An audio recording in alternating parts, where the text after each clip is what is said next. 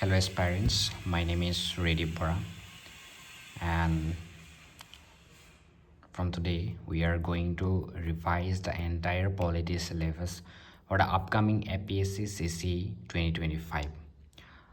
So let's begin the class. Our prothom class to hoise the salient features of the Indian Constitution. Our Indian Constitution or salient feature bila ki hoy. আমি এটা এটাকে discuss কৰি যাম। প্ৰথমটো হৈছে আমাৰ Indian কনষ্টিটিউশ্যনখন বেলেগ বেলেগ কাণ্ট্ৰিৰ কনষ্টিটিউশ্যনৰ পৰা এডপ্ট কৰা হৈছে, যেনেধৰণে US-ৰ পৰা এডপ্ট কৰা হৈছে, UK-ৰ পৰা এডপ্ট কৰা হৈছে, আইৰিছ কনষ্টিটিউশ্যনৰ পৰা এডপ্ট কৰা হৈছে, আৰু আমাৰ নিজৰ গভৰ্ণমেণ্ট অফ ইণ্ডিয়া এক্ট 1935-ৰ পৰাও কিছুমান ক্লজ এডপ্ট কৰা হৈছে।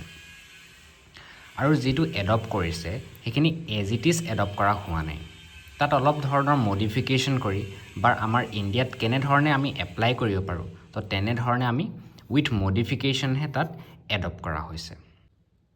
আৰু আমাৰ ইণ্ডিয়ান কনষ্টিটিউশ্যনখন লংগেষ্ট ৰিটেন কনষ্টিটিউশ্যন বুলি কোৱা হয়। এতিয়া ৰিটেন কনষ্টিটিউশ্যন মানে কি? ৰিটেন মানে লিখা বা নিলিখা বুলি কোৱা নাই। ৰিটেন মানে হৈছে এটা জেগাতে কম্পাইল কৰা।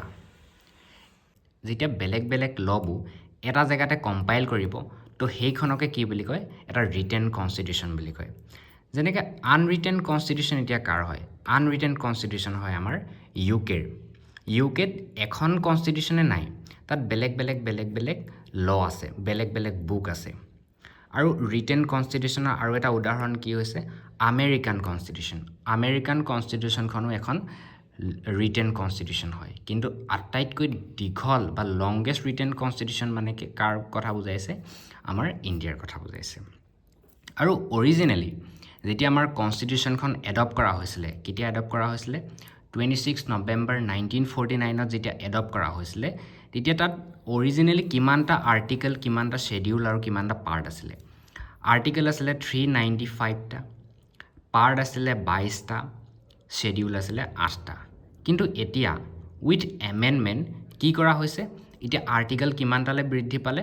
448, পাৰ্ট হৈছে 25 আৰু শ্বেডিউল হৈছে 12টা শ্বেডিউল। আৰু এই 12টা শ্বেডিউল, 4টা শ্বেডিউল কি এড কৰা হৈছে আমি সেইবোৰ পিছত চাম। আমাৰ ইণ্ডিয়ান কনষ্টিটিউশ্যনখন ইমান ভাষ্ট কিয় হয়? ইমান ডাঙৰ কেলৈ হয়? কাৰণ আমাৰ জিঅ'গ্ৰাফিকেল ফেক্টৰ কিছুমান আছে। কাৰণ আমাৰ ইণ্ডিয়ানখনে ইমান এখন ডাঙৰ কাণ্ট্ৰি হয় আৰু ইয়াত বহুত ভাষ্ট আছে, বহুত ডাইভাৰ্চিটি হয়, বেলেগ বেলেগ জাতি ধৰ্মৰ আমাৰ মানুহে বাস কৰে। চ' চবৰ কাৰণে বেলেগ বেলেগকৈ অলপ বনাবলগীয়া হোৱাৰ কাৰণে বা বেলেগ বেলেগ অলপ, যেনেকৈ আমাৰ নৰ্থ ইষ্টৰ কাৰণে অলপ বেলেগ কিছুমান ক্লজ আনিছে, যেনেকৈ 6 শ্বেডিউল হৈ গ'ল, 5th শ্বেডিউল হৈ গ'ল। তো তেনেধৰণে কৰি এইখন কনষ্টিটিউশ্যনখন বহুত ভাষ্ট হৈ গৈছে। আৰু হিষ্টৰিকেল ফেক্টৰ কিছুমানো আছে, যেনেকৈ গভৰ্ণমেণ্ট অফ ইণ্ডিয়া এক্ট 1935-ৰ পৰা এডপ্ট কৰা হৈছিলে বুলি কৈছোঁ। আৰু গভৰ্ণমেণ্ট অফ ইণ্ডিয়া এক্ট 1935খনে এখন বহুত ডাঙৰ এক্ট আছিলে, এখন বহুত বাল্কি এক্ট আছিলে। আৰু আমাৰ কনষ্টিটিউশ্যনখন চেণ্টাৰতো এডপ্ট হয় আৰু ষ্টেটতো এডপ্ট হয়। এতিয়া ইণ্ডিয়াত যিখন আমি ল ফ'ল' কৰি থাকোঁ বা কনষ্টিটিউশ্যন ফ'ল' কৰি থাকোঁ, তো সেইখনেই আমি অসমতো ফ'ল' কৰোঁ। অসমৰ কাৰণে বেলেগ কিছুমান বেলেগ কিছুমান কনষ্টিটিউশ্যন নাই। আৰু আমাৰ কনষ্টিটিউশ্যনখন both blend of rigidity and flexibility. কিছুমান আমি ছেকশ্যন বহুত ইজিলি আমি এমেণ্ড কৰিব পাৰোঁ, আৰু কিছুমান আমি পটককৈ আমি মানে এমেণ্ড কৰিব নোৱাৰোঁ। যেনেকৈ ফাণ্ডামেণ্টেল ৰাইটটো আমি সহজতে এমেণ্ড কৰিব নোৱাৰোঁ। আৰু আমাৰ কনষ্টিটিউশ্যনখন ফেডাৰেল ছিষ্টেম উইথ ইউনিটেৰী বাইছ, মানে কি কোৱাচি ফেডাৰেল। আৰু কোৱাচি ফেডাৰেল টাৰ্মটো কোনে দিছিলে? KC ৱেৰে দিছিলে। এতিয়া কোৱাচি ফেডাৰেল মানে কি? যেনেধৰণে US-ৰ গোটেইখিনি ষ্টেটে এটা এগ্ৰিমেণ্ট কৰি মেলি USA বনাইছে।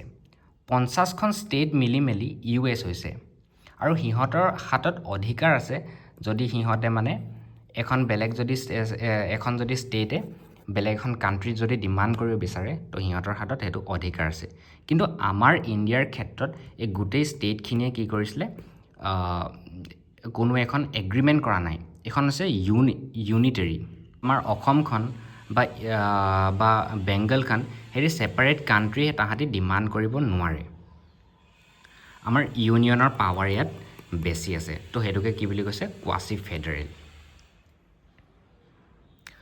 আৰু আমাৰ ইণ্ডিয়াই কি ফ'ল' কৰে পাৰ্লিয়ামেণ্টাৰী ফৰ্ম অফ গভৰ্ণমেণ্ট যেনেধৰণে ইউ এছত presidential form of government follow' কৰে কিন্তু আমাৰ ইয়াত parliamentary form of government follow' কৰে মানে কি আমাৰ ইয়াত এক্সিকিউটিভে পাৰ্লিয়ামেণ্টৰ ওচৰত ৰেছপন্সিবল হয় দায়বদ্ধ হয় আৰু আমাৰ ইয়াত কি আছে ইণ্ডিপেণ্ডেণ্ট জুডিচিয়াৰী আছে আৰু ইণ্টিগ্ৰেটেড জুডিচিয়াৰী আছে ইণ্টিগ্ৰেটেড জুডিচিয়াৰী মানে কি একেবাৰে টপ লেভেলত কোন আছে সুপ্ৰিম কোৰ্ট আছে তাৰ তলত কি আছে হাই কোৰ্ট আছে আৰু তাৰ তলত কি আছে ডিষ্ট্ৰিক্ট কোৰ্ট বা আদাৰ কোৰ্টবিলাক আছে আৰু ইণ্ডিপেণ্ডেণ্ট জুডিচিয়াৰী মানে কি ইণ্ডিপেণ্ডেণ্ট জুডিচিয়াৰী মানে হৈছে এক্সিকিউটিভে তাত একো এক্সিকিউটিভ মানে তাত পাৱাৰ দেখাব নোৱাৰে জুডিচিয়াৰীত আৰু আমাৰ ইণ্ডিয়াখন এখন ছেকুলাৰ ষ্টেট হয় ছেকুলাৰ মানে কি এখন ধৰ্ম নিৰপেক্ষ ষ্টেট হয়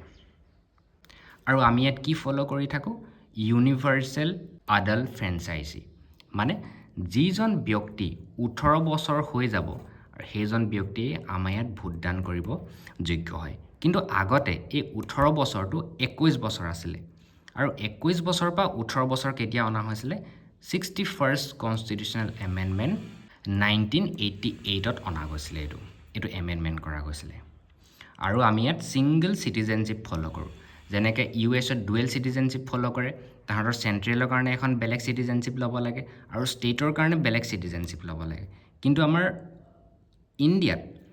ইণ্ডিয়াৰ কাৰণে যিখন চিটিজেনশ্বিপ হয় তো সেইখন অসমতো ইমপ্লিমেণ্ট কৰা হয় বা অসমতো সেইখন এপ্লিকেবল হয় অসমৰ কাৰণে এখন বেলেগ চিটিজেনশ্বিপ আমাক দৰকাৰ নাই আৰু আমাৰ ইণ্ডিয়াত কিছুমান ইণ্ডিপেণ্ডেণ্ট বডি আছে যেনে election commission of India comptroller and auditor general of India UPSC state PSC আৰু এইখিনি নিউট্ৰেল থকাটো খুব ইম্পৰ্টেণ্ট হয় আৰু সেইকাৰণে এই যিখিনি মানে ইণ্ডিপেণ্ডেণ্ট বডি হয় ইহঁতৰ পইচাবোৰ ক'ৰ পৰা আহে CFI পৰা আহে কনচলিডেটেড ফাণ্ড অফ ইণ্ডিয়াৰ পৰা আহে তাহাঁতৰ চেলেৰি বা এলাৱেঞ্চবোৰ পাৰ্লিয়ামেণ্টে ডিচাইড নকৰে আৰু আমাৰ ইণ্ডিয়াত তিনি ধৰণৰ এমাৰ্জেঞ্চি আছে যেনেকৈ নেশ্যনেল ইমাৰ্জেঞ্চি যিটো আৰ্টিকেল 352ত আছে ৱাৰ এক্সটাৰ্নেল এগ্ৰেশ্যন আৰু আৰ্ম ৰেবেলিয়ন হ'লে আমি নেশ্যনেল ইমাৰ্জেঞ্চি লগাব পাৰে আৰু প্ৰেচিডেণ্ট ৰুল আৰ্টিকেল আছে 356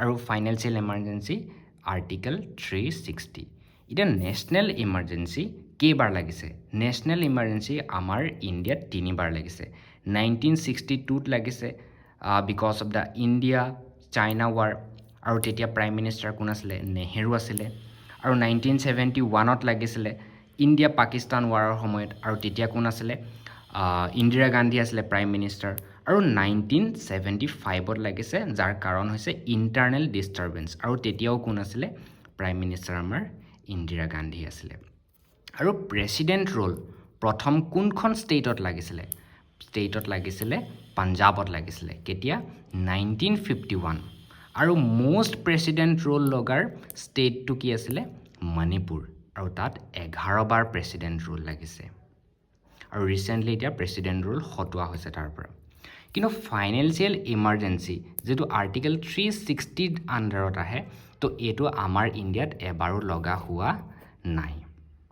লগা নাই আৰু আমাৰ ইণ্ডিয়াই 3 টায়াৰ অফ গভৰ্ণমেণ্ট ফ'ল' কৰে যাৰ ওপৰত থাকে একেবাৰে ইউনিয়ন গভৰ্ণমেণ্ট তাৰপিছত থাকে ষ্টেট গভৰ্ণমেণ্ট তাৰপিছত থাকে লোকেল ছেল্ফ গভৰ্ণমেণ্ট আৰু এতিয়া লোকেল ছেল্ফ গভৰ্ণমেণ্ট কেইটা আছে লোকেল ছেল্ফ গভৰ্ণমেণ্ট আছে দুটা এটা হৈছে পঞ্চায়ত আৰু এটা হৈছে মিউনিচিপালিটি কিন্তু যেতিয়া কনষ্টিটিউশ্যনখন অৰিজিনেলি বনা হৈছিলে তেতিয়া 2 টায়াৰ অফ গভৰ্ণমেণ্ট আমাৰ ইণ্ডিয়াই ফ'ল' কৰিছিলে তেতিয়া এই 3 টায়াৰ যিটো পঞ্চায়ত আৰু মিউনিচিপালিটি প্ৰথমে অহা নাছিলে এইটো 73rd আৰু 74th কনষ্টিটিউশ্যনেল এমেণ্ডমেণ্টৰ আণ্ডাৰতে এইকেইটা পঞ্চায়ত আৰু মিউনিচিপালিটি এড কৰা গৈছে